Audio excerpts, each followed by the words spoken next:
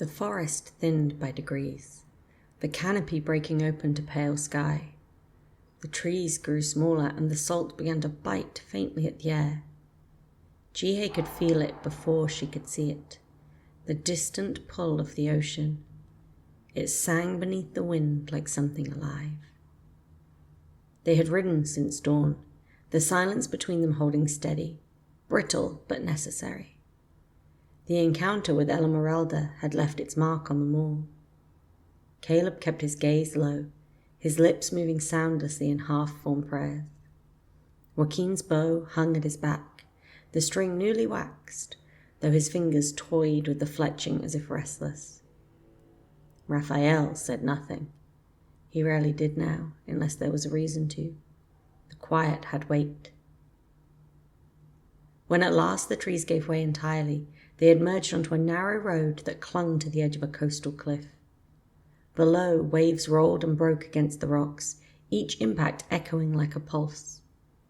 The scent of the sweet sea swept over them, sharp, clean, and endless. For a moment, Jihye simply breathed it in, closing her eyes to the wind that tangled her hair. Freedom had a smell, and it was this. They followed the coastal road as it curved along the cliffs. The land was barren here, with wind-bent grass clinging to the stones and gulls wheeling above in pale arcs. The world seemed to stretch forever, water and sky bound by no visible edge. Yet beneath that beauty, something felt wrong. It was not danger, not yet, but a call. Jihye's fox instincts stirred uneasily. Raphael felt it too. His head tilted slightly, his eyes narrowing as listening to something distant. "Do you hear that?" They all paused. For a moment there was nothing but the rhythm of the sea. Then it came. A melody, faint and strange, rising from below the cliffs. It was soft at first, like a breeze humming against a reed, but it grew clearer with each passing breath. The tune wove itself through the air, pulling at their hearts with an ache that felt half-remembered. It spoke of rest, of surrender, of water that would bear you home. Caleb's eyes glazed. "It's beautiful." Raphael moved sharply. "Do not listen." But it was too late. Caleb's horse had already begun to walk towards the cliff's edge, hooves scraping loose stone. Jihye spurred her own forward, grabbed the reins and pulled hard. The animal reared, startled, and Caleb blinked as though waking from a dream. The melody faltered, just slightly, as if surprised to be denied. Jihye looked down over the cliffside. Between the spray and foam, a figure waited on the rocks below. She was not human, that much was certain. Her skin shone with a faint turquoise glow, like moonlight diffused through shallow water. Her hair streamed behind her in soft, silver strands that floated even when the air was still. She wore a gown of shifting blue and green, the fabric flowing as though made from water itself, each fold reflecting the sun in delicate waves. Her eyes were the color of deep coral seas, calm, fathomless, and ancient. When she spoke, her voice was both music and a whisper. "Forgive me. I meant no harm." The melody ceased entirely. The air felt heavier in its absence. Raphael dismounted, his hand at the hilt of his blade, but not yet drawing it. "You call men to their deaths with that song," he said evenly. The woman looked up, her expression pained. "Once, yes, when the old bindings held me. But I am no longer what I was made to be." Jihye climbed down beside him, studying the figure carefully. "What are you?" "A servant," the siren said softly, "a remnant of worship long forgotten. I once sang for the god Tempelos, lord of the currents and tides. He was bound long ago by mortal hands. His power chained beneath the sea, but the chain broke. His voice rises again. Raphael exchanged a wary glance with Joaquin. And you want us to stop him? The siren's gaze lifted to meet his. You feel it too, do you not? The stirring in the world, the old gods wake. One by one they remember their hunger. I followed the pull of Tempelus since the bond weakened. He's growing stronger, and soon his reach will flood these lands. He gathers worships even now, mortals who mistake power for mercy. Caleb shifted uneasily. You were one of them. The siren bowed her head. I was made for him. When his voice faded, I thought myself free. But now his call returns. I would see it silenced before all is lost. Silence settled like mist. Jihye looked at Raphael. If what she says is true. He nodded slowly. If another god rises while Arcanthus stirs beneath his bindings, the balance may collapse. The seas would swallow more than coastlines. Joaquin rubbed the bridge of his nose, thoughtful. We have Elameralda on our heels, Valerian still hunting us, and now a god of the tides. This is a crowded life. Jihye smirked faintly despite herself. You're not wrong. The siren looked from one to the other, uncertainty flickering across her luminous face. Will you help me? Raphael's answer came after a pause. Tell us where. The siren's smile was faint, but real. Beneath these cliffs lies a network of caverns. My kin once guarded them. Now they are defiled by those who serve Tempelus. The heart of their worship lies deep within. If we move before the next tide turns, we can reach them unseen. Jihye's pulse quickened. Then we should not waste time. The descent was treacherous. The siren led the way along a narrow path that wound down the cliff face, her bare feet finding holds that seemed impossible. Salt spray drenched them as waves broke below. When at last they reached the rocky shore, she moved towards a cleft in the stone, half hidden by hanging seaweed. Inside, the air was cool and damp, thick with the scent of salt and mineral. They lit no torches. Instead, the siren touched her hand to the wall, and faint blue light shimmered to life along the stone, tracing the tunnels like veins. Follow quietly, she whispered. The faithful are many. The passage wound deeper, echoing with the steady drip of water.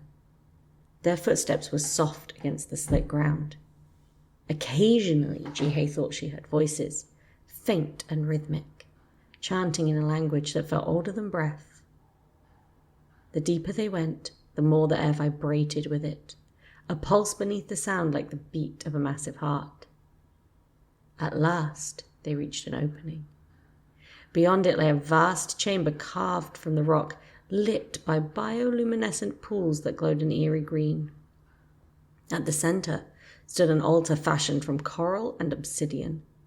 Around it knelt a circle of robed figures, their chants rising and falling in a hypnotic cadence. On the throne of stone and shell behind the altar, something stirred. Tempelus. He was vast, his form more suggestion than shape, a figure woven from water and shadow, his eyes twin orbs of deep blue fire. His presence filled the cavern, pressing against their minds like the weight of the ocean itself. When he spoke, the sound was not a voice, but a current through the bones. The cultists stilled, heads turned. For a heartbeat, all eyes found the intruders. Jihye reached for her knife, every instinct on edge, then the chanting stopped. One by one, the cultists looked at Jihye. Their mouths fell open, not in awe of their god, but in disbelief. Then, as though seized by a single thought, they fell to their knees before her. The sound of it, 100 bodies dropping at once, echoed through the cavern. Tempelus rose from his throne, his form towering and writhing. What is this mockery? His roar shook the stone. They are mine. Raphael flung out a hand, a spell already forming, but the god's attention was fixed on Jihye. The light from his eyes flared, and the air around her rippled like disturbed water. Jihye could not move. She could only meet his gaze, the weight of it pressing into her chest. Something deep inside her stirred, the same wrongness that Elamerelda had named, the thing beneath the heart. It woke like a long, sleeping creature roused from a dream. Tempelos hesitated. The water that made up his form quivered, edges blurring. His power faltered, then convulsed, his roar breaking into static. His body began to collapse inward, the shimmer of divinity shedding into spray. He reached for her, fingers dissolving into mist. "No!" His voice cracked like surf against stone. "Not again!" And then he was gone. The silence that followed was deafening. The cultists blinked as if waking from a deep sleep. They looked around at one another, dazed and afraid. One of them, a young woman, stumbled to her feet, eyes wide with confusion. What happened? Raphael stepped forward smoothly, his tone calm and commanding. "You were deceived," he said. "There were mushrooms in the offerings, hallucinogenic. You've been dreaming, all of you. Go home. You will be safe now." They hesitated, then began to murmur agreement among themselves. One by one they left, disappearing into the tunnels, some weeping softly, others whispering prayers for forgiveness. Only when the last of them was gone did anyone speak. "What in all the hells was that?" Caleb whispered. Joaquin shook his head slowly. "A god unraveling." Raphael turned to Jihye, his expression unreadable. "Or something greater." Jihye stared at the place where Tempelos had stood. She felt hollow, as though part of her had been scraped clean. "He looked at me as if he knew me." "Perhaps he did," Raphael murmured. "Or perhaps he saw something he feared." They retraced their steps in silence.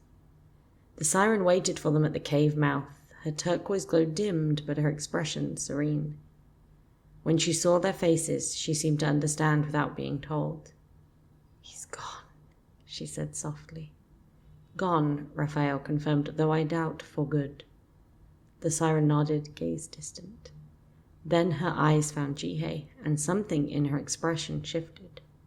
She stepped closer, studying her intently. The air between them hummed faintly. "Be careful of that which dwells beneath the heart, dear child," she whispered. "Temptation is a mortal sin." Before Jihye could ask what she meant, the siren's form rippled. Her gown melted into water, her body following until only the shimmer of the tide remained where she stood. Then she was gone, leaving only the sound of waves lapping against the stone. The group stood in silence, the sea wind cold against their faces. At last Raphael turned to Jihye. "We need to talk," he said quietly. And Jihye, still staring at the spot where the siren had vanished, could only nod.